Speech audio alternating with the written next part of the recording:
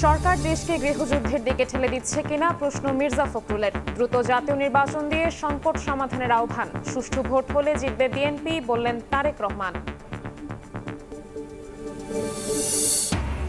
শুক্রবার নতুন রাজনৈতিক দলের আত্মপ্রকাশ। শহীদ পরিবার সহ অভ্যুত্থানের পক্ষের শক্তি সবাইকে অংশ নেওয়ার আহ্বান। দেশকে দুর্নীতিমুক্ত করার প্রতিশ্রুতি। নির্বাচিত সরকার না আসা পর্যন্ত সেনা সদস্যদের ধৈর্যের সঙ্গে দায়িত্ব পালনের আহ্বান সেনাপ্রধানের। প্রয়োজনের অতিরিক্ত বল প্রয়োগ না করার নির্দেশ।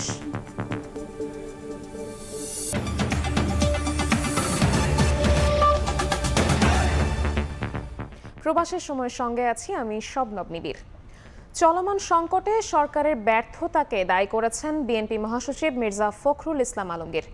দেশকে গৃহযুদ্ধের দিকে ঠেলে দেওয়া হচ্ছে কিনা এমন প্রশ্ন তুলে পরিস্থিতি থেকে উত্তরণে দ্রুত নির্বাচন দেওয়ার আহ্বান জানিয়েছেন তিনি। এদিকে দলটির ভারপ্রাপ্ত চেয়ারম্যান তারেক রহমান বলেছেন, সুষ্ঠু, অবাধ ও নিরপেক্ষ নির্বাচন হলে বিএনপি ক্ষমতায় যাবে।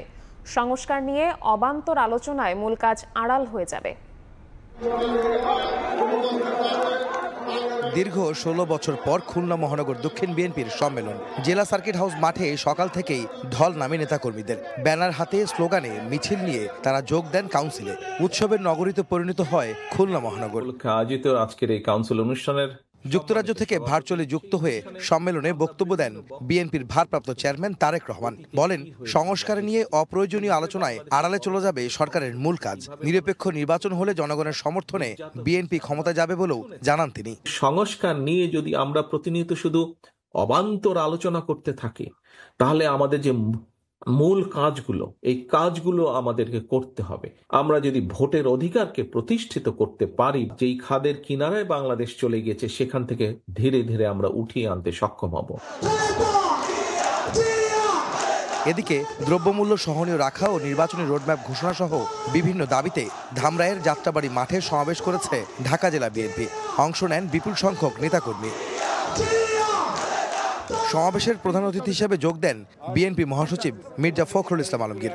জাতীয় সংসদ নির্বাচনের আগে স্থানীয় সরকার নির্বাচনের কথা বলে দেশকে গৃহযুদ্ধের দিকে ঠেলে দেওয়া হচ্ছে কিনা এমন প্রশ্ন রেখে মির্জা ফখরুল চলমান সংকট সমাধানে দ্রুত নির্বাচন দেওয়ার আহ্বান জানান। এই সরকার কি জেনে শুনে নৈরাজ্য সৃষ্টি করতে চান, অথবা একটা গৃহযুদ্ধ করার দিকে যেতে চান? আমি জানি না। আমি আশা করব যে তারা সেটা করতে দেবেন না। দেশকে আর ধ্বংসের দিকে ঠেলে দেবেন না, দেশকে নৈরাজ্যের দিকে ঠেলে দেবেন না। সমস্ত রাজনৈতিক দলগুলোকে আহ্বান জানাতে চাই, অর্থবহ নির্বাচনের মধ্য দিয়ে জনগণের ক্ষমতা আমরা জনগণকে ফিরিয়ে দিই। এদিকে সকালে নয়াপল্টনে জুলাই আন্দোলনে ক্ষতিগ্রস্তদের পুনর্বাসন ও হত্যার বিচারের দাবিতে আয়োজিত মানববন্ধনে বিএনপি নেতারা বলেন, জামাত যখনই সুযোগ পেয়েছে তখনই পিছন থেকে ছুরি মারার চেষ্টা করেছে। সরকারের থেকে দল করলে অন্তর্বর্তী সরকার প্রশ্নবিদ্ধ হবে বলেও জানান তারা। অনেকে ছাত্র শিবিরকে বলে গুপ্ত ছাত্রলীগ, এর উত্তর কি করে দেবেন? এই রাজনৈতিক দলটি যখনই সুযোগ পেয়েছে বিএনপিকে পেছন থেকে ছুরিকাঘাত করার চেষ্টা করছে। গ্রহণযোগ্য নির্বাচন দিয়ে অন্তর্বর্তী সরকারকে দায়িত্ব হস্তান্তরের আহ্বান জানান বিএনপি নেতারা। আহমেদ সালেহীন, সময় সংবাদ, ঢাকা। সংস্কার ও স্থানীয় সরকার ভোটের আগে জাতীয় নির্বাচন দাবির সমালোচনা করেছেন জামায়াত নেতারা। কিছু গণমাধ্যম আধিপত্যবাদীদের সেবা দাসে পরিণত হয়েছে উল্লেখ করে সবাইকে দেশপ্রেমে উজ্জীবিত হয়ে সাংবাদিকতা করার আহ্বান জানিয়েছেন তারা। সোমবার জাতীয় প্রেস ক্লাবে ভাষা আন্দোলন থেকে গণ অভ্যুত্থান অপ্রতিরোধ্য বাংলাদেশ শীর্ষক সেমিনারের আয়োজন করে জামায়াতে ইসলামী ঢাকা মহানগরী দক্ষিণ শাখা। বক্তব্যে সংস্কার ও স্থানীয় নির্বাচনের আগে জাতীয় নির্বাচন দাবির সমালোচনা করেন নেতারা। এখন আমরা শুনি যে আমাদের অমুক নির্বাচন দিতে হবে, না হলে আমরা জীবন দিয়ে দেব। একটা নির্বাচনের জন্য জীবন দিয়ে দিতে হবে। এই জীবন দেওয়া মানুষগুলো আমরা এতদিন কোথায় ছিলাম? সেক্রেটারি জেনারেল অধ্যাপক মিয়া গোলাম পরোয়ার বলেন, বিদেশে বাংলাদেশের বন্ধু থাকলেও কোনো প্রভু থাকবে না। এ সময় গণমাধ্যম কর্মীদের দেশপ্রেমে উজ্জীবিত হয়ে সাংবাদিকতা করার আহ্বান জানান তিনি। আধিপত্যবাদের কিছু দোসর আছে, ফ্যাসিস্টদের কিছু দালাল আছে, কিছু সেবাদাস আছে। বিদেশে বন্ধু থাকবে আমাদের, কিন্তু বিদেশে আমাদের কোনো প্রভু থাকবে না। এদিকে শরীয়তপুরের ভেদরগঞ্জে 2014 সালে সরকার বিরোধী আন্দোলনে নিহত বেলালের কবর জিয়ারত ও তার পরিবারের সাথে সৌজন্য সাক্ষাৎ করেন জামায়াতের আমির। পরে পথসভায় বক্তব্যে বলেন, দেশ ফ্যাসিবাদ থেকে মুক্ত হলেও এখনো জুলুম শেষ হয়নি। জামায়াত নেতা আজহারুল ইসলামকে দ্রুত মুক্তি না দিলে স্বেচ্ছায় কারাবরণের কথা জানান তিনি। সরকার যেন আমাকে গ্রেফতার করে কারাগারে পাঠানোর ব্যবস্থা করে। বাংলাদেশকে মুক্ত করতে হলে এই দেশের যুব সমাজকে এগিয়ে আসতে হবে। সুন্দর সমাজ গড়তে যুব সমাজকে এগিয়ে আসার আহ্বান জানান জামায়াত আমির। শফিক মুন্সি, সময় সংবাদ, ঢাকা। শুক্রবার আত্মপ্রকাশ করবে অভ্যুত্থানকারীদের নতুন রাজনৈতিক দল। থাকবেন জুলাই আন্দোলনের সমন্বয়ক থেকে শুরু করে শহীদ পরিবার সহ অভ্যুত্থানের পক্ষের শক্তি সবাই। সোমবার সন্ধ্যায় রাজধানীর বাংলা মোটরে সংবাদ সম্মেলনে নতুন দলের আত্মপ্রকাশের দিনক্ষণ ঘোষণা করেন জাতীয় নাগরিক কমিটির মুখ্য সংগঠক সার্জিস আলম। জুলাই আন্দোলনে তৎকালীন সরকার প্রধানের পদত্যাগের দাবি আসার সময় থেকেই সামনে আসছিল একটাই প্রশ্ন, বিকল্পকে। তখন থেকেই বারবার আলোচনায় এসেছে ৭১-এর স্বাধীনতার পরও এদেশের মানুষের মন জয় করতে ব্যর্থ হয়েছে পুরনো রাজনৈতিক দলগুলো। এদিকে ৮ আগস্ট অন্তর্বর্তী সরকার গঠন এবং সেখানে শিক্ষার্থী প্রতিনিধি থাকা এবং তাদের নতুন দল গঠন নিয়ে দেশের রাজনৈতিক মহলে আলোচনা ছিল তুঙ্গে। এসবের মাঝেই এবার আনুষ্ঠানিক ঘোষণা আসলো আন্দোলনে সক্রিয় ভূমিকা রাখা সংগঠনগুলোর নতুন রাজনৈতিক দলের, যার যাত্রা শুরু হবে ২৮ ফেব্রুয়ারি জাতীয় সংসদের সামনে। সোমবার বাংলা মোটরে সংবাদ সম্মেলন করে একথা জানালেন জাতীয় নাগরিক কমিটির মুখ্য সংগঠক সার্জিস আলম। আমাদের যত জাতিগোষ্ঠী রয়েছে সকলের সেখানে অংশগ্রহণ থাকবে এবং আমরা বিশ্বাস করি সেই ২৮ ফেব্রুয়ারি ২০২৫ বাংলাদেশের ইতিহাসে নবদিগন্ত উন্মোচনের আরেকটি অধ্যায় হতে যাচ্ছে। এর বাইরেও উঠে আসে দেশকে দুর্নীতিমুক্ত করা, সবার সমান অধিকার, জনবান্ধব নীতি প্রণয়ন করে সংস্কার এবং রাষ্ট্রীয় প্রতিষ্ঠানের সেবার মান বাড়ানোর মতো জনগণের চাওয়ার কথা। সারা দেশের যত চিন্তার মানুষ থাকতে পারেন, যত ঘরানার মানুষ থাকতে পারেন, শ্রেণীর মানুষ থাকতে পারেন, পেশাজীবী মানুষ থাকতে পারেন, তাদের সকলের মতামতের একটি সম্মিলন আমাদের এখানে সম্ভব হয়েছে। এই জনমত জরিপে প্রায় ২ লাখের বেশি মানুষ নিজেদের মতামত দিয়েছেন উল্লেখ করে সহিংসতা, চাঁদাবাজি ও দুর্নীতিমুক্ত দেশ গড়তে কাজ করবে বলেও আশাবাদ ব্যক্ত করেন অভ্যুত্থানকারীরা। বাংলাদেশের মানুষের পরবর্তী স্বপ্ন বাস্তবায়নের মহান দায়িত্ব কাঁধে নিয়ে এই রাজনৈতিক দলটি গঠিত হবে। আল আমিন তুষার, সময় সংবাদ, ঢাকা। তথ্য উপদেষ্টা নাহিদ ইসলাম এখনো পদত্যাগ করেননি বলে জানিয়েছেন প্রধান উপদেষ্টার প্রেস সচিব শফিকুল আলম। উপদেষ্টা পরিষদে রদ বদলের বিষয়েও হয়নি কোনো সিদ্ধান্ত। সোমবার সন্ধ্যায় রাজধানীর ফরেন সার্ভিস একাডেমিতে সংবাদ সম্মেলনে প্রেস সচিব আরও জানান, সরকারের সিদ্ধান্ত দ্রুত নেওয়া ও দুর্নীতি কমানোর স্বার্থে সরকারি সব কার্যালয়ে ই-ফাইলিং ব্যবস্থা চালুর সিদ্ধান্ত গৃহীত হয়েছে। ই-ফাইলিং এর সুবিধা হচ্ছে যে এর ফলে অন্যান্য দেশের এক্সাম্পলে দেখা গেছে যে করাপশন খুব কমে আসে সরকারি সব প্রতিষ্ঠানে। এর মাধ্যমে আরেকটা জিনিস যে মনিটর করা, যে কোন ডেস্কে যায় একটা ফাইল আসলে কতক্ষণ পড়ে আছে, ট্র্যাকিং সিস্টেমটাও থাকবে যে আপনি ইনস্ট্যান্টলি জানবেন যে এই ফাইলটা এখানে আছে। আমাদের কাছে ইনফরমেশন এখন পর্যন্ত তথ্য উপদেষ্টা উনি পদত্যাগ করেননি, আর বাকিটা ওনার বিষয়, আমরা এই বিষয়ে আর মন্তব্য করতে চাই না। আর রদবদল হবে কি হবে না এটা interim government led by professor Yunus তারা এটা ডিসিশন নেবেন। এটা আমরা এখনো জানি না কোনো রকমের কোনো ডিসিশন আছে কিনা। জুনে স্থানীয় সরকার ভোট করলে ভোটার তালিকায় থেকে যাবে ১৬ লাখ মৃত ভোটার, যুক্ত হবে না ৩৬ লাখ নতুন ভোটারও। সোমবার দুপুরে নির্বাচন কমিশনে এক অনুষ্ঠানে সিইসি আরও বলেন, নানা ধরনের চ্যালেঞ্জ থাকলেও ডিসেম্বরে জাতীয় নির্বাচন করতে জোর প্রস্তুতি নিচ্ছে কমিশন। সুষ্ঠু ভোটের অন্য রাজনৈতিক দলগুলোর সমঝোতা জরুরি বলেও মনে করেন তিনি। ৭ মাস পার হয়েছে অন্তর্বর্তী সরকারের, আকাঙ্ক্ষাই হচ্ছে স্থানীয় সরকার নির্বাচনটা আগে হোক। দ্রুত নির্বাচনের জন্য আমরা তাদেরকে আবারও তাগাদা দিয়েছি। দ্রুত জাতীয় নির্বাচনের দাবির বিপরীতে আগে সংস্কার পরে ভোট মত জোরালো রাজনৈতিক অঙ্গনে।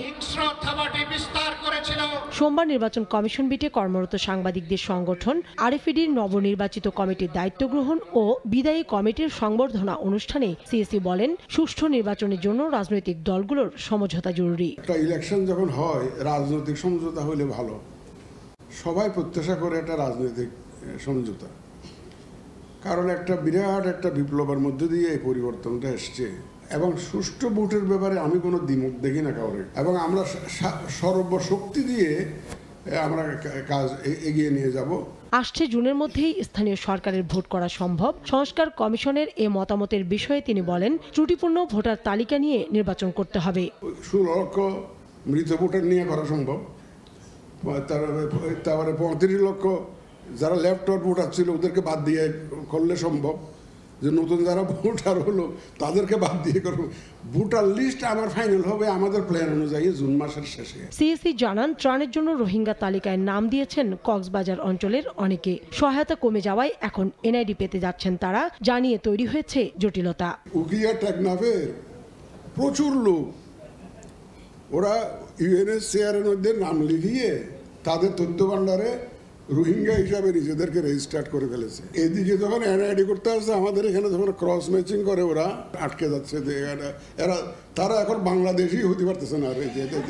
ইসি কোনো গোষ্ঠীর এজেন্ডা বাস্তবায়ন করবে না বলেও জানান প্রধান নির্বাচন কমিশনার। সরকারের একটা আইন কানুন। কাউসারা চৌধুরী কুমু, সময় সংবাদ, ঢাকা।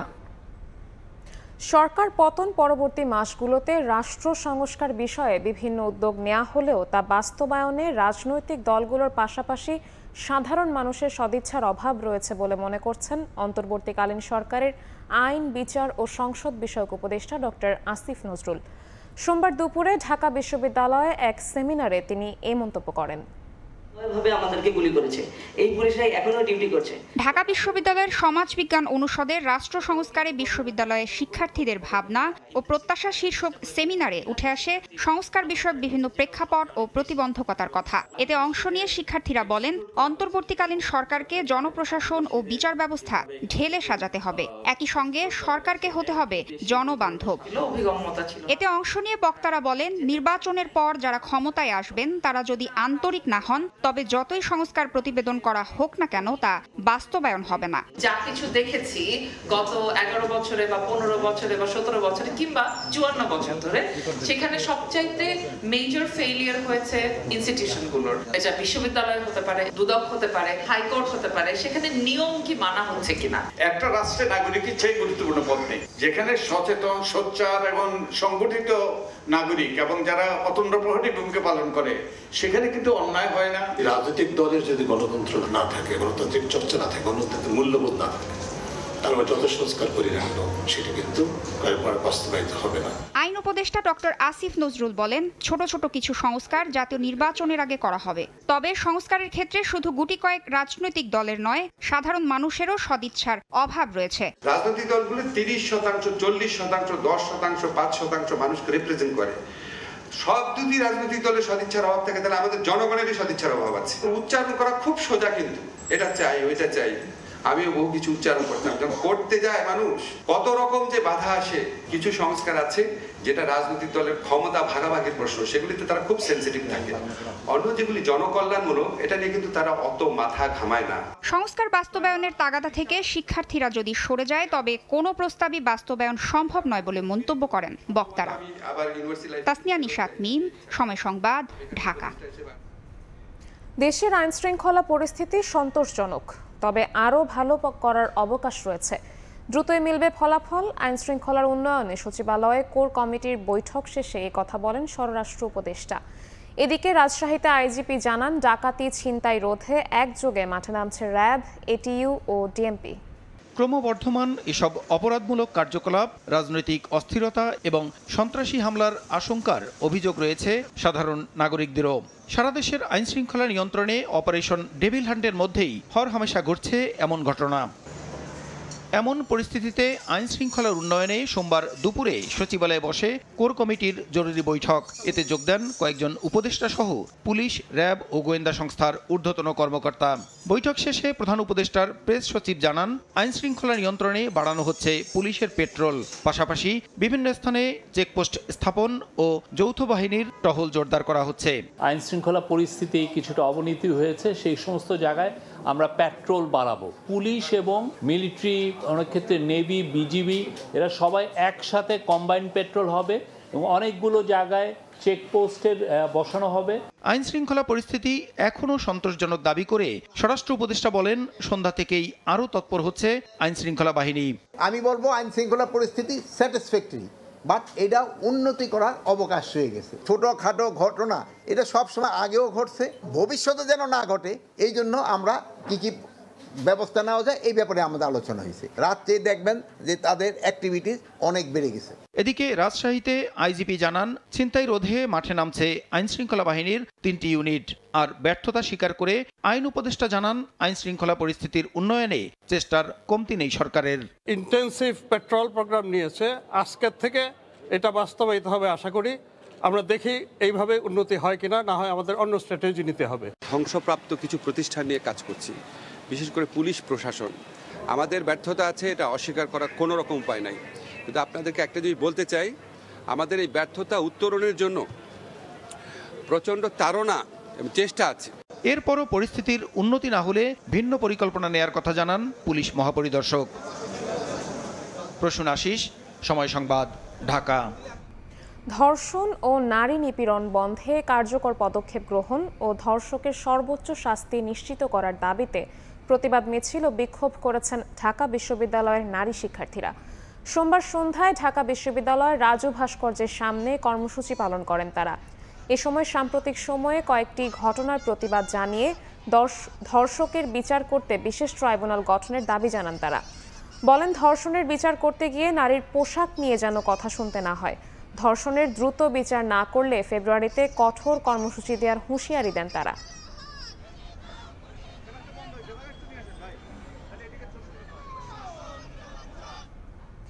দেশে আইনশৃঙ্খলা পরিস্থিতি নিয়ন্ত্রণে বৈষম্য বিরোধী ছাত্র আন্দোলন সিভিল অ্যাপ্রোচ থেকে কাজ করছে বলে জানিয়েছেন সংগঠনটির আহ্বায়ক হাসনাত আব্দুল্লাহ। বলেন, স্বরাষ্ট্র উপদেষ্টার পদত্যাগের দাবিতে আন্দোলনের সংহতি আছে তার। কুমিল্লায় এক অনুষ্ঠানে একথা বলেন হাসনাত। আইনশৃঙ্খলা পরিস্থিতির অবনতি হয়েছে সামগ্রিকভাবেই, এবং আমরা সিভিল যেই অ্যাপ্রোচ থেকে আমরা চেষ্টা করছি আইনশৃঙ্খলা কীভাবে পরিস্থিতি জনজীবনে যেন গণ আতঙ্ক না ছড়ায় সে বিষয়ে আমরা কাজ করছি। একই সাথে সাথে আপনি এটিও জানেন যে গতকালে ঢাকা বিশ্ববিদ্যালয় ও আমাদের স্বরাষ্ট্র উপদেষ্টার আমাদের পদত্যাগের জন্য আন্দোলন হয়েছে। তো সেই আন্দোলনে আমাদের অবশ্যই সংহতি রয়েছে। সেই জায়গা থেকে আমরা উপদেষ্টার কার্যালয়ের দিকে গিয়েছি। নির্বাচিত সরকার না আসা পর্যন্ত দেশের শান্তি শৃঙ্খলা রক্ষায় সেনা সদস্যদের ধৈর্যের সঙ্গে দায়িত্ব পালনের নির্দেশ দিয়েছেন সেনাপ্রধান। পরিস্থিতি মোকাবিলায় প্রয়োজনের অতিরিক্ত বল প্রয়োগ না করারও নির্দেশনা দেন তিনি। সাভার ক্যান্টনমেন্টে বার্ষিক ফায়ারিং প্রতিযোগিতার পুরস্কার বিতরণ শেষে নিজেও ফায়ারিংয়ে অংশ নেন জেনারেল ওয়াকারুজ্জামান। সাভার ক্যান্টনমেন্টে বার্ষিক ফায়ারিং প্রতিযোগিতা অংশগ্রহণকারী দলগুলোর মধ্যে প্রথম স্থান অর্জন করে 33 পদাতিক ডিভিশন, দ্বিতীয় স্থান পেয়েছে 7 পদাতিক ডিভিশন। পুরস্কার বিতরণী অনুষ্ঠানে যোগ দেন সেনাপ্রধান জেনারেল ওয়াকারুজ্জামান। জানান, নির্বাচিত সরকার না আসা পর্যন্ত দেশের শান্তি শৃঙ্খলা রক্ষায় কাজ করে যাবে সেনাবাহিনী। দেশ এবং জাতির জন্য আমাদের কাজ করে যেতে হবে। যতদিন না আমরা একটা নির্বাচিত সরকার পেয়ে যাই এবং দেশ একটা শান্তি শৃঙ্খলার মধ্যে আসে, আমাদের এই কাজটা করে যেতে হবে। ততদিন পর্যন্ত ধৈর্যের সাথে এই কাজটা করে যেতে হবে। এদিকে দায়িত্ব পালনকালে প্রয়োজনের অতিরিক্ত বল প্রয়োগ না করার নির্দেশনা দেন সেনাপ্রধান। ডিপ্লয়মেন্ট থাকার সময় এই উচ্ছৃঙ্খল কাজগুলো করা যাবে না, এদিকে আমাদের নজর রাখতে হবে কোনো ধরনের উচ্ছৃঙ্খল কাজ যেন না হয়। বল প্রয়োগ করা যাবে না। মাঝে মাঝে এই কাজগুলো করতে যে কিছু বল প্রয়োগ হয়ে যায়, সেগুলো যথাসম্ভব বল প্রয়োগ করতে গেলেও অত্যন্ত একেবারে প্রপোর্শনেট যেন হয়, এবং যত কম বল প্রয়োগের মাধ্যমে কাজগুলো করা যায় ততই ভালো। পুরস্কার বিতরণ শেষে সেনা সদস্যদের উৎসাহ যোগাতে ফায়ারিংয়ে অংশ নেন সেনাপ্রধান। সময় সংবাদ, সাভার। ভারতকেও ঠিক করতে হবে তারা বাংলাদেশের সঙ্গে কেমন সম্পর্ক চায়। সম্পর্ক ঠিক করা দুপক্ষেরই বিষয়। ভারতের পররাষ্ট্রমন্ত্রী এস জয়শঙ্করের বক্তব্যের প্রতিক্রিয়ায় একথা বলেন পররাষ্ট্র উপদেষ্টা তৌহিদ হাসান। এদিকে যুক্তরাষ্ট্র থেকে $29 মিলিয়ন দেশে আসার বিষয়টি আলোচনায় আসলেও এ ব্যাপারে কোনো তথ্য নেই বলে জানিয়েছেন পররাষ্ট্র উপদেষ্টা। 5 আগস্ট গণ অভ্যুত্থানের মুখে আওয়ামী লীগ সরকারের পতন আর শেখ হাসিনাকে আশ্রয় দেওয়ার পর থেকেই স্পষ্ট হয়ে ওঠে ভারত বাংলাদেশ সম্পর্কের অবনতি। সম্প্রতি বাংলাদেশ ইস্যুতে ভারতীয় পররাষ্ট্রমন্ত্রী এস জয়শঙ্করের বক্তব্যের পর আবারও আলোচনায় দুই প্রতিবেশীর বৈরিতা। বর্তমান সরকারের গুরুত্বপূর্ণ ব্যক্তিরা ভারত বিদ্বেষী বক্তব্য দিয়েছেন অভিযোগ এনে ভারতীয় পররাষ্ট্রমন্ত্রী বলেন, বাংলাদেশ কেমন সম্পর্ক চায় তা বাংলাদেশকে ঠিক করতে হবে। জবাবে এস জয়শঙ্করকে একই কথা ফিরিয়ে দিয়েছেন পররাষ্ট্র উপদেষ্টা। এছাড়াও ভারতের আতিথেয়তায় থেকে বাংলাদেশকে অস্থিতিশীল করতে শেখ হাসিনার নানা মন্তব্যের সমালোচনা করেন উপদেষ্টা। বাংলাদেশ সিদ্ধান্ত নেবে যে বাংলাদেশ ভারতের সাথে কেমন সম্পর্ক চায়, একইভাবে ভারতকে সিদ্ধান্ত নিতে হবে যে বাংলাদেশের সাথে তারা কেমন সম্পর্ক চায়। এটা দুই পক্ষেরই বিষয়। গুড ওয়ার্কিং রিলেশন এই শব্দটা আমরা ব্যবহার করি, আমরা সেটা চাই। আমাদের প্রাক্তন প্রধানমন্ত্রী যে ওখানে ভারতীয় আতিথেয়তায় থেকে যে বিভিন্ন কথাবার্তা বলছেন, এগুলি তো আসলে ক্ষতিকর, সম্পর্কের জন্য ক্ষতিকর। ওনার বক্তব্য যে সেটাতে আগুনে ঘৃতা হতে দিচ্ছে, এটা তো স্বীকৃত ব্যাপার, সবাই জানে এটা। সম্প্রতি একাধিক বক্তব্যে বাংলাদেশে রাজনৈতিক অবস্থান শক্তিশালী করতে $29 মিলিয়ন পাঠানোর দাবি করেছেন মার্কিন প্রেসিডেন্ট ডোনাল্ড ট্রাম্প। তবে এ সংক্রান্ত কোনো তথ্য এনজিও ব্যুরোতে নেই বলে জানিয়েছেন পররাষ্ট্র উপদেষ্টা। 29 মিলিয়ন সম্বন্ধে আমাকে এখন যদি আপনারা কিছু জিজ্ঞেস না করেন তাহলে ভালো। আপনারাও খুব বেশি তথ্য জানেন না এই সম্বন্ধে, আমি তার থেকেও কম জানি। আমাদের যে এনজিও বিষয়ক ব্যুরো তারা কিন্তু বলেছে যে এরকম কোনো এন্ট্রি তাদের নাই। এছাড়াও নাগরিকত্ব পাওয়ার লোভে রাশিয়া ইউক্রেন যুদ্ধে অংশ নিতে অবৈধভাবে যাওয়া বাংলাদেশিদের ব্যাপারে খোঁজ নিতে দূতাবাসকে নির্দেশনা দেওয়া হয়েছে বলে জানান অন্তর্বর্তী সরকারের এই উপদেষ্টা। চিঠি লিখতে পারি রাশিয়ানদের কাছে। জুম্মান সাদিক, জ্যাভলিন, সময় সংবাদ, ঢাকা। চিকিৎসক সুরক্ষা আইন বাস্তবায়ন সহ 5 দাবিতে দেশের মেডিকেল কলেজে কমপ্লিট শাটডাউন পালন করছেন ইন্টার্ন চিকিৎসকরা। এ ধর্মঘটে ভোগান্তিতে পড়েন সেবা নিতে যাওয়া রোগীরা। বিক্ষোভকারীরা বলছেন, দাবি বাস্তবায়ন না হওয়া পর্যন্ত কর্মসূচি অব্যাহত রাখবেন। এমবিবিএস ডিগ্রি ছাড়া নামের সঙ্গে ব্যবহার করা যাবে না চিকিৎসক পরিচয়। ম্যাটসের কার্যক্রম বন্ধ ও বিসিএস পরীক্ষায় বয়স বৃদ্ধি সহ 5 দফা দাবিতে কমপ্লিট শাটডাউন কর্মসূচি সরকারি মেডিকেল কলেজের ইন্টার্ন চিকিৎসকদের। সোমবার সকালে রংপুর, রাজশাহী, চট্টগ্রাম, বগুড়া, ময়মনসিংহ ও সিলেট সহ বেশ কয়েকটি জেলায় মেডিকেল কলেজের ক্লাস পরীক্ষা সহ সব একাডেমিক কার্যক্রম বর্জন করেন ইন্টার্নরা। জেলা প্রশাসক ও বিভাগীয় স্বাস্থ্য পরিচালক বরাবরে স্মারকলিপি দেন তারা। দ্রুত 10,000 চিকিৎসক নিয়োগ দিয়ে শূন্যপদ পূরণ ও মানহীন মেডিকেল অ্যাসিস্ট্যান্ট স্কুল বন্ধের দাবি জানান তারা। অনতিবিলম্বে ম্যাটস ডিএমএফ যারা আছে তাদেরকে বহিষ্কার করতে হবে। এমবিবিএস বিডিএস ছাড়া কারোর নামের পূর্বে ডক্টর বসবে না, কোনোভাবেই না। যতদিন না এই দাবি মানা হবে ততদিন আমরা রাজপথ ছাড়বো না। মেডিকেল কলেজ হাসপাতালে কর্মবিরতিও পালন করেন ইন্টার্ন চিকিৎসকরা। এতে চিকিৎসা সেবা ব্যাহত হওয়ায় চরম ভোগান্তিতে পড়েন রোগীরা। ভোগান্তি হচ্ছে, তারপরে ইন্টার্নি ডাক্তার ওনারা থাকলে সবসময় তো রোগী দেখাশোনা করতে পারে। তারা কাজে ফেরুক, এটা আমরা চাই, তাহলে আমাদের চিকিৎসা ভালো হবে। দাবি পূরণ না হলে আরও কঠোর কর্মসূচি দেওয়ার হুঁশিয়ারি দিয়েছেন ইন্টার্নরা। মনিরুজ্জামান প্রান্ত, সময় সংবাদ। বাংলাদেশের শিল্প খাত নিয়ে পার্শ্ববর্তী দেশ ষড়যন্ত্র করছে বলে অভিযোগ করেছেন টেক্সটাইল মিল মালিকরা। ভারত থেকে নির্ধারিত আমদানি মূল্যের চেয়েও কম দামে আসা সুতা টেক্সটাইল খাতের সংকটকে আরও বাড়াচ্ছে বলে দাবি ব্যবসায়ীদের। গুলশান ক্লাবে আয়োজিত এক সংবাদ সম্মেলনে এসব কথা বলেন বিটিএমই এর নেতারা। আমরা ফ্যাক্টরি বন্ধ করে দিলাম, আপনারা এবার গ্যাসের প্রাইস 80 টাকা করে দেন, সমস্যা নাই। টেক্সটাইল খাতের সংকটকে আরো ঘনীভূত করেছে স্থলবন্দর দিয়ে ভারত থেকে ডাম্পিং মূল্যে সুতা আমদানি। এমনটাই জানিয়ে এই খাতের ব্যবসায়ীরা বলছেন, গ্যাস বিদ্যুৎ সংকট চরম পর্যায়ে দাঁড়িয়েছে। প্রেসার অ্যাভেলেবেল না থাকার কারণে আমাদের কিন্তু ফ্যাক্টরিগুলো বর্তমানে 50 থেকে 60% ইফিসিয়েন্সিতে চলছে। এতে দুইটা প্রবলেম হচ্ছে, আমাদের ক্যাশ ফ্লো আমরা মিলাতে পারতেছি না। সোমবার রাজধানীর গুলশান ক্লাবে আয়োজিত সংবাদ সম্মেলনে টেক্সটাইল খাতে নানা সমস্যা তুলে ধরে Bangladesh textile mills association BTMA. আমরা রীতিমতো হিমশিম খেয়ে যাচ্ছি, ব্যাংকের ঋণ দিতে পারতেছি না, শ্রমিকের বেতন দিতে পারতেছি না, গ্যাস বিল দিতে পারতেছি না। এ সময় ব্যবসায়ীরা অভিযোগ করেন, দেশের শিল্প খাতকে ধ্বংস করার চক্রান্ত করছে প্রতিবেশী দেশ। ষড়যন্ত্র মোকাবেলায় সরকারের আন্তরিকতা নিয়েও প্রশ্ন তুলেছেন তারা। সিকিম যেরকম ওরা নিয়ে গেছে, পাট শিল্প নিয়ে গেছে, এখন আমাদের আরএমজি নিয়ে টানাটানি শুরু হয়ে গেছে। আমাদের 85% export amounts to textile and RMG. এই সেক্টরই যদি না থাকে এই ইকোনমি কি চালাবে? এলএনজি নির্ভর না হয়ে প্রাকৃতিক গ্যাস অনুসন্ধানে সরকারের জোরালো পদক্ষেপ আশা করেন ব্যবসায়ীরা। তাহলে আমার ইন্ডাস্ট্রিকে আমি সাপোর্ট না করি। ফরহাদুর রহমান, সময় সংবাদ, ঢাকা। 1,500 কোটি টাকার সুফল প্রকল্পে দুর্নীতির খোঁজে বন অধিদপ্তরে অভিযান চালিয়েছে দুদক। প্রকল্পে 9/6 ভুয়া কাগজে অর্থ উত্তোলন ও বদলি বাণিজ্য সহ নানা অসঙ্গতির নথি জব্দ করা হয়। দুদক বলছে, নথিপত্র বিশ্লেষণ করে কমিশন তাদের বিরুদ্ধে পদক্ষেপ নেবে। দেশের পরিবেশের ভারসাম্য রক্ষায় 25% বনভূমি প্রয়োজন। সেই লক্ষ্যে সরকারি বনজ সম্পদ উন্নয়নে 2018 সালে টেকসই বন ও জীবিকা শীর্ষক সুফল প্রকল্প গ্রহণ করে বন অধিদপ্তর। প্রায় 1,500 কোটি টাকার বন মন্ত্রণালয়ের সবচেয়ে বড় প্রকল্প মাঠ পর্যায়ে বাস্তবায়নে পদে পদে হয়েছে দুর্নীতি। এমন অভিযোগে সোমবার বন ভবনে অভিযানে যায় দুদক। সংস্থাটি জানায়, সুফল প্রকল্প, বনায়ন প্রকল্প কিংবা রাজস্ব খাতে বরাদ্দের টাকা কাগজে কলমে দেখিয়ে 1,000 কোটি টাকা আত্মসাৎ করা হয়েছে, যার প্রমাণ পেয়েছে দুদক। একইভাবে সিন্ডিকেটে পোস্টিং বাণিজ্যের মাধ্যমে হাতিয়ে নিয়েছেন শত শত কোটি টাকা। এর সঙ্গে প্রধান বন সংরক্ষক কর্মকর্তা আমির হোসেন চৌধুরী, বিপুল কৃষ্ণ দাস সহ অনেকে জড়িত থাকার অভিযোগ আছে। এই প্রকল্প সহ আপনার বরাদ্দকৃত অর্থ আত্মসাৎ, বদলি ও পদোন্নতির বিষয়ে সার্বিক নানাবিধ দুর্নীতির একটি অভিযোগ আমাদের কাছে ছিল। আমরা সকল বিষয়ে তথ্য উপাত্ত এখানে চেয়েছি। আমরা কিছু তথ্যপত্র, কিছু নীতিমালা পেয়েছি। আমরা সেগুলো খতিয়ে দেখে আমরা প্রতিবেদন দিব। বন অধিদপ্তরের প্রধান বন সংরক্ষক কর্মকর্তা জানান, স্থানীয় পর্যায়ে কিছু কর্মকর্তার বিরুদ্ধে প্রকল্পে অনিয়মের প্রমাণ পেয়েছেন। দুদককে যাবতীয় নথিপত্র সরবরাহ করা হবে।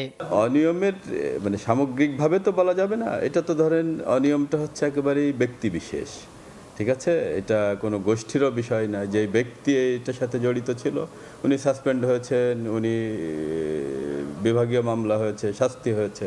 28টি জেলা ও 5টি বনাঞ্চলের আওতায় থাকা সুফল প্রকল্পটি আগামী জুনে শেষ হবে বলে জানিয়েছেন সংশ্লিষ্টরা। তাসলিম তৌহিদ, সময় সংবাদ, ঢাকা।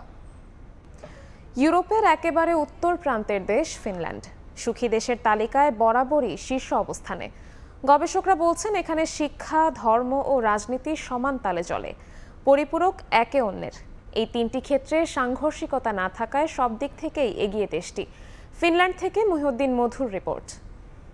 এই হোয়াইট চার্চটি ইউরোপের সুখী সমৃদ্ধ দেশ ফিনল্যান্ডের পরিচায়ক হিসেবে উপস্থাপিত হয়ে থাকে। তার ডান পাশে রয়েছে হেলসিঙ্কি ইউনিভার্সিটি আর বাম পাশে প্রেসিডেন্ট ভবন।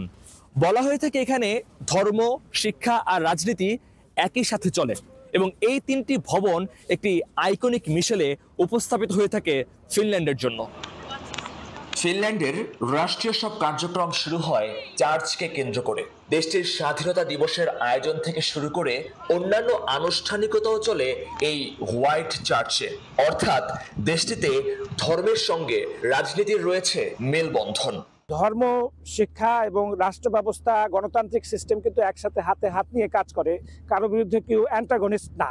এবং আন্তর্জাতিক যে আইন আছে 1948 সালের সেই universal declaration of human rights বা international covenant on civil and political rights, এই বিভিন্ন আন্তর্জাতিক যে চুক্তি আছে ওখানে কিন্তু ধর্মীয় স্বাধীনতা স্বীকৃত। ইতিহাসবিদদের মতে সভ্যতা ও আধুনিকতায় ফিনল্যান্ড এগিয়েছে বই পড়ে আর ধর্ম সংস্কৃতি চর্চায়। গড়েছে বিশ্বাস ভিত্তিক সমাজ, যে সমাজের নেতৃত্ব গণতান্ত্রিক ব্যবস্থায় নির্বাচিত সরকারের হাতে। মহিউদ্দিন মধু, সময় সংবাদ, ফিনল্যান্ড। আয়ারল্যান্ডে প্রথমবারের মতো নারী উদ্যোক্তাদের নিয়ে ঈদ বাংলা বাজারের আয়োজন করা হয়েছে। মেলায় অংশগ্রহণ করেন বহু প্রবাসী বাংলাদেশি নারী উদ্যোক্তা। বিভিন্ন পণ্যের পসরা সাজিয়ে বসেন তারা। তাদের উৎসাহ দিতে ভিড় জমান শত শত ক্রেতা। আয়ারল্যান্ড থেকে সৈয়দ জুয়েলের রিপোর্টে বিস্তারিত। বিভিন্ন স্টলে ভিড় করেছেন অনেকে, কেনাকাটায় ব্যস্ত সময় পার করছেন তারা। এমন চিত্রের দেখা মিলল ডাবলিনের সেন্ট ক্যাবিন্স কলেজের হলরুমে। আয়ারল্যান্ডের সিমসাম গোছানো কাউন্টি ওয়াটারফোর্ড, এখানকার কন্যাজয় জননী গ্রুপের পক্ষ থেকে আয়োজন করা হয় ঈদ বাংলা বাজারের। এই প্রথমবারের মতো দেশটিতে নারী উদ্যোক্তাদের নিয়ে এমন ভিন্নধর্মী আয়োজন করা হলো। উদ্যোক্তাদের উৎসাহ দিতে উপস্থিত ছিলেন শত শত ক্রেতা। শুধু কাপড়ই নয়, বাংলাদেশি অনেক সুস্বাদু খাবারের স্টলেরও দেখা মেলে বাংলা বাজারে। সুলভ মূল্যে বিভিন্ন ধরনের বাংলাদেশি পণ্য বিক্রি করা হয়। প্রতিটি স্টলে ছিল ক্রেতাদের উপস্থিতি। এমন আয়োজন দেশীয় পণ্যের চাহিদা আরো বাড়াবে বলে মনে করছেন উদ্যোক্তারা। প্রবাসের মাটিতে আমরা সকল নারী উদ্যোক্তা আমাদের দেশীয় পণ্যকে রিপ্রেজেন্ট করতে পেরে আমরা গর্বিত। মানুষের ভিড়ে মনে হচ্ছে যে আমরা এক টুকরো বাংলাদেশ এই হলের ভিতরে চলে আসছে।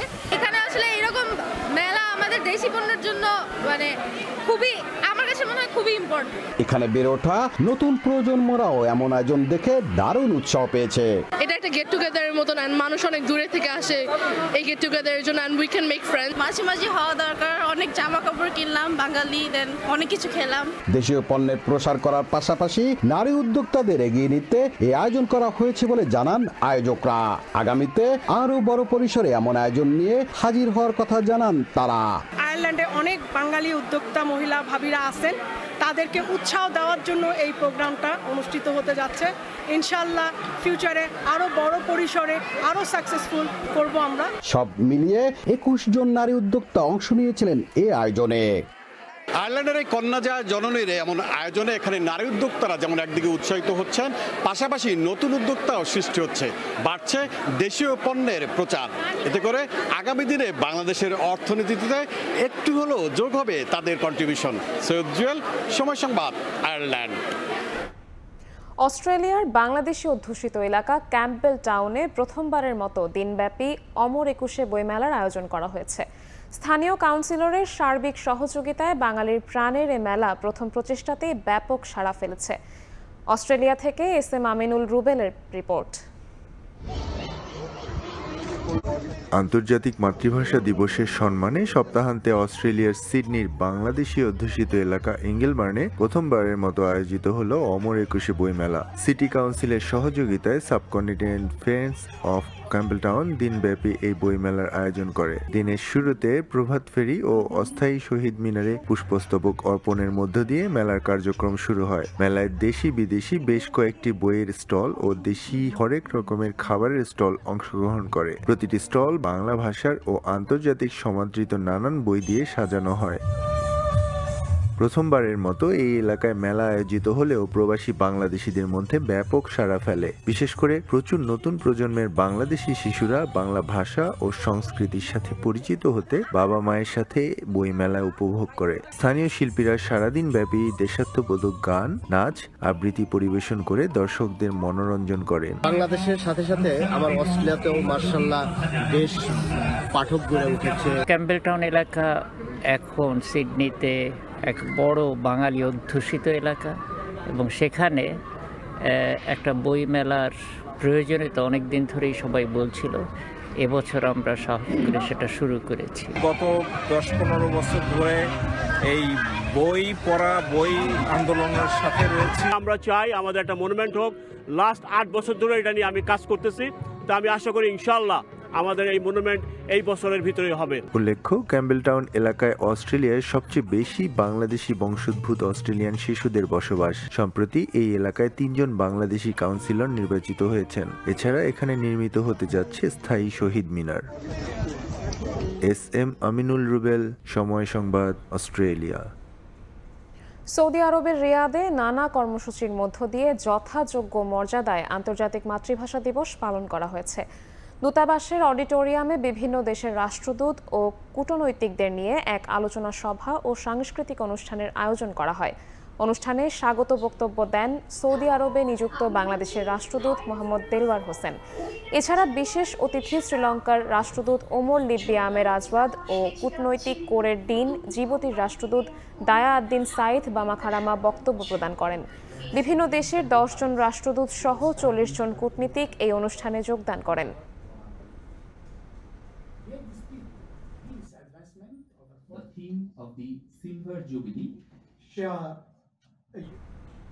আন্তর্জাতিক মাতৃভাষা দিবস উপলক্ষে আলোচনা ও দোয়া অনুষ্ঠান করেছে পর্তুগালে বসবাসরত বাংলাদেশিদের সংগঠন লিসবন শিল্পী গোষ্ঠী। রোববার সন্ধ্যায় রাজধানী লিসবনের বাংলাদেশি অধ্যুষিত এলাকার একটি হোটেলে এই আলোচনা ও দোয়া অনুষ্ঠান হয়। সংগঠনটির পরিচালক জাবেদ সরকারের সঞ্চালনায় প্রধান অতিথি হিসেবে উপস্থিত ছিলেন পর্তুগালের বাংলাদেশ দূতাবাসের তৃতীয় সচিব গোলাম সারওয়ার। পর্তুগিজ অতিথিদের পাশাপাশি আন্তর্জাতিক মাতৃভাষা দিবস নিয়ে আলোচনা করেন লিসবন শিল্পী গোষ্ঠী। অনুষ্ঠানে অংশ নেন পর্তুগাল প্রবাসী বিভিন্ন পেশাজীবীরা। আলোচনা শেষে সঙ্গীত পরিবেশন করেন শিল্পীরা। দোয়ার মাধ্যমে 52 ভাষা শহীদদের পাশাপাশি জুলাই অভ্যুত্থানে নিহতদের রুহের মাগফিরাত কামনায় দোয়া করা হয়। এবং জিএস এর নাম আপনারা প্রত্যক্ষ করতে চান, দেখবেন যে 1952 সালের 21 ফেব্রুয়ারি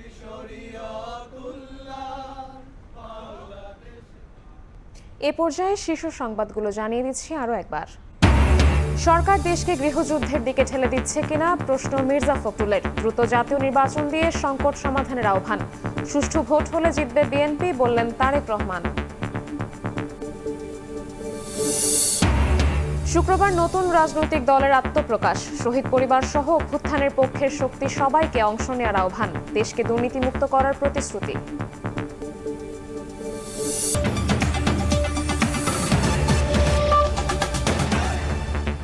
এই ছিল প্রবাসের সময়। সঙ্গে থাকুন সময়ের।